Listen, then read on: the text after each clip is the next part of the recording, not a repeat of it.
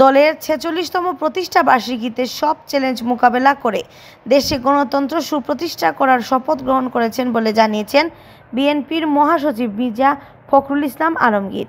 তিনি বলেন, যে কোনো বাধাই আসুক, মুক্তবাজার অর্থনীতিকে প্রতিষ্ঠা করা এবং সমৃদ্ধ বাংলাদেশকে পরিণত করবার জন্য আমরা কাজ করে যাওয়ার জন্য শপথ নিয়েছি। আজ রবিবার শেরেবাংলা নগরে বিএনপির প্রতিষ্ঠাতা ও সাবেক প্রেসিডেন্ট জিয়াউর রহমানের কবরে ফুল দিয়ে শ্রদ্ধা জানিয়ে সাংবাদিকদের কাছে তিনি এসব কথা বলেন।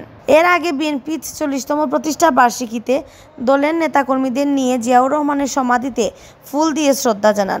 বিএনপির মহাসচিব বলেন, আমরা বিশ্বাস করি বিএনপি সবসময় নেতৃত্ব দিয়েছে, আগামী দিনেও তার সঠিক রাজনীতি ও গণতন্ত্রকে সঙ্গে নিয়ে আবারও সঠিকভাবে সামনের দিকে এগিয়ে যাবে এবং দেশকে পুনর্গঠন করবে।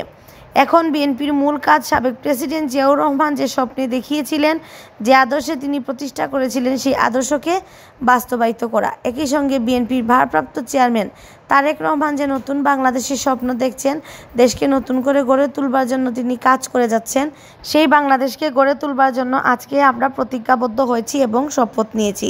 তিনি বলেন, আজকে ২০২৪ সালে যে স্বাধীনতা আমরা অর্জন করেছি, তার জন্য বিএনপি দীর্ঘ ১৫ বছর ধরে সংগ্রাম ও লড়াই করেছে। বিএনপির ৭০০ বেশি নেতাকর্মী গুম হয়ে গিয়েছে, ২০০০-এর বেশি নেতাকর্মী গুলি করে হত্যা করা হয়েছে এবং ৬০ লক্ষ মানুষের বিরুদ্ধে মিথ্যা মামলা দেওয়া হয়েছে শুধু গণতান্ত্রিক সংগ্রামের জন্য। আন্নামা চৌধুরী, বাংলা ভিউ, সিলেট।